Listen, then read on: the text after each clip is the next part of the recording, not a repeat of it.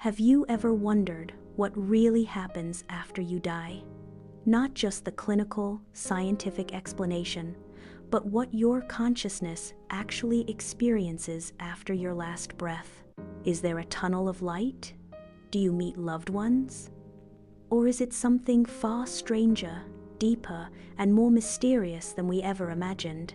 Today, we're diving into one of the world's most fascinating and mystical guides to the afterlife, the Tibetan Book of the Dead, or, as it's known in Tibet, the Bardo Thodol. This isn't just a book, it's a spiritual map, a guidebook for the soul's journey after death, written over 1,000 years ago. And its teachings might just change the way you think about life, death, and everything in between.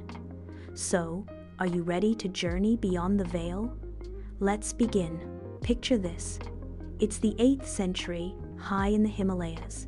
The wind howls across snow-capped peaks, carrying with it the prayers of monks and the secrets of ancient sages. In a hidden monastery, a legendary figure named Padmasambhava, known as Guru Rinpoche, the precious master, is at work. He's not just a monk, he's a magician, a mystic, and a spiritual warrior, invited to Tibet to tame the wild spirits and bring Buddhism to a land filled with magic and mystery. Padmasambhava's life reads like an epic tale. Born from a lotus flower, he's said to have possessed supernatural powers and wisdom beyond his years. He traveled across Asia, gathering teachings and performing miracles, before finally arriving in Tibet at the invitation of King Trisong Detsen. The king wanted to unite his people and bring peace to his kingdom. But the land was filled with powerful shamans and ancient deities who weren't too keen on outsiders. But Padmasambhava wasn't afraid. He faced down spirits, meditated in caves, and performed rituals that blended the old Bon traditions with the new Buddhist teachings. He founded Tibet's first monastery, Samye, and began teaching about the nature of the mind, the illusion of reality, and the endless cycle of birth and death, what Buddhists call samsara. But Padmasambhava knew that the greatest journey of all was the one we each must take alone, the journey through death. And so, he left behind a set of secret teachings, hidden for centuries, designed to guide souls through the mysterious realms that await us all. The Bardo Thodol isn't a book you read for fun. It's a manual, meant to be read aloud to the dying, guiding them through the bardos, the transitional states between death and rebirth.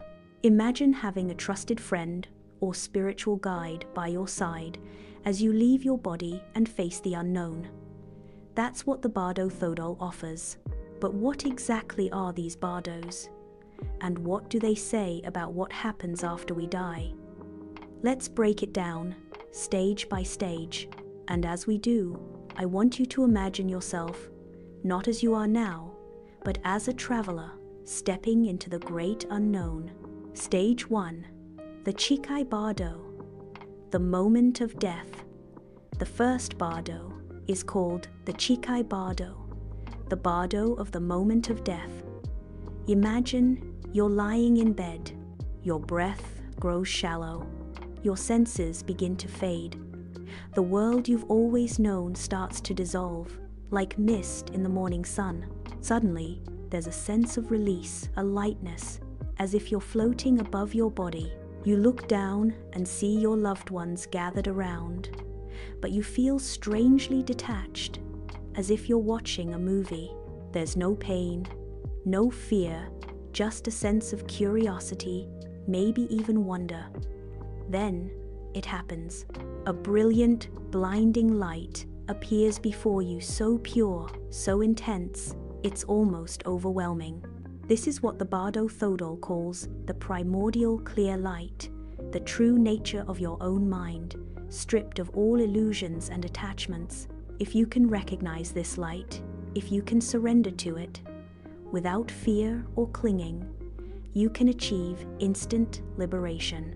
In that moment, you become one with the universe, free from the endless cycle of birth and death. But for most of us, the light is too much. We recoil, afraid of losing ourselves, and the opportunity slips away. The journey continues. Stage 2. The Chönyid Bardo, the Bardo of Visions. Now you enter the Chönyid Bardo, the Bardo of Visions. Here, things get really interesting. Imagine you're in a dream more vivid and intense than anything you've ever experienced. Colors swirl, shapes shift, and suddenly you're surrounded by beings of light. Some are peaceful, radiating love and compassion. Others are terrifying, their faces twisted in anger or sorrow. These aren't gods or demons from outside. They're projections of your own mind. Every fear you've ever had, every desire you've ever clung to, every hope and regret, they all come to life here as visions. If you spent your life cultivating wisdom and compassion, the peaceful deities appear first. They invite you to recognize your own true nature, to let go of fear and merge with the light. But if you're unprepared, if you're caught up in attachment, anger, or confusion, the wrathful deities appear. They chase you, frighten you, and force you to confront the parts of yourself you've always tried to ignore. But here's the secret. None of these visions are real. They're like dreams, intense, convincing, but ultimately empty. If you can remember this, if you can see through the illusion, you can find peace even in the midst of chaos. The Bardo Thodol gives detailed instructions for this stage. It tells you to focus on the clear light, to remember that everything you see is a projection of your own mind. If you can do this, you can avoid being swept away by fear or desire. You can move closer to liberation. But for most souls, the journey isn't over yet. Stage 3. The Sidpa Bardo, the Bardo of Becoming. Now comes the Sidpa Bardo, the Bardo of Becoming. Here, the soul faces the consequences of its actions, its karma. The visions fade, and a new longing arises, the desire to be reborn. You feel yourself drawn toward new worlds, new lives. You see images of couples in union, symbolizing the gateway to a new body. Your desires and fears pull you in different directions, shaping the circumstances of your next life.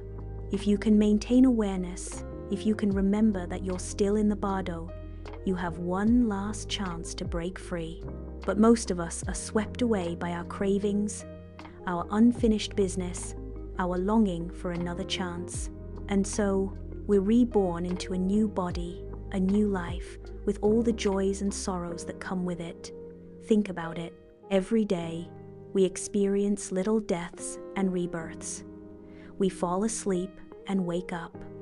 We let go of old habits and start new ones. We face fears, confront regrets, and sometimes, if we're lucky, we catch a glimpse of something pure and beautiful, a moment of clarity, a flash of insight, a sense of peace that goes beyond words. The Bardos aren't just stages of death, they're states of mind. They teach us how to face our fears, let go of attachments, and recognize the true nature of our own consciousness. They remind us that everything we experience, joy, sorrow, love, anger, is ultimately a projection of our own mind. And if we can learn to navigate these states now, while we're still alive, we'll be better prepared for whatever comes next. Lessons for the living soul. What can we learn from the Tibetan Book of the Dead? First, it teaches us to live with awareness, to pay attention to our thoughts, our emotions, our actions, to recognize when we're caught up in fear or desire, and to gently let go. Second, it reminds us to cultivate compassion for ourselves and for others. In the Bardos, the only thing that matters is the state of your mind. If you've spent your life helping others, practicing kindness, and letting go of anger, you'll find it easier to navigate the afterlife and this life too. Third, it encourages us to face our fears. The wrathful deities in the Bardo aren't there to punish us. They're there to help us see the parts of ourselves we've been avoiding. If we can face them with courage and understanding, we can find freedom.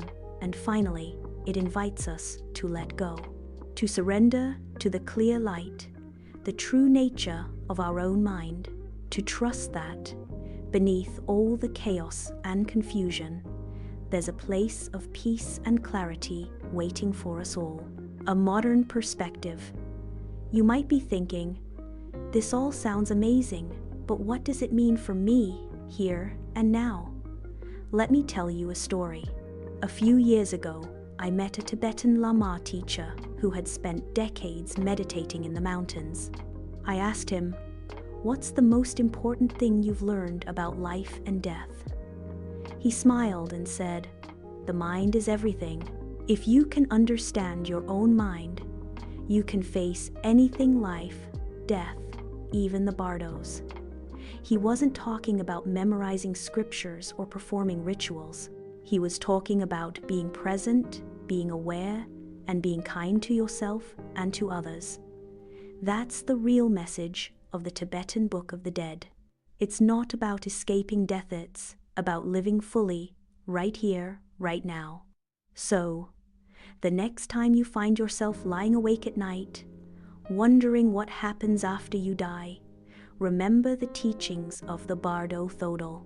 Remember that death isn't the end, it's just another journey, another adventure, another chance to discover who you really are.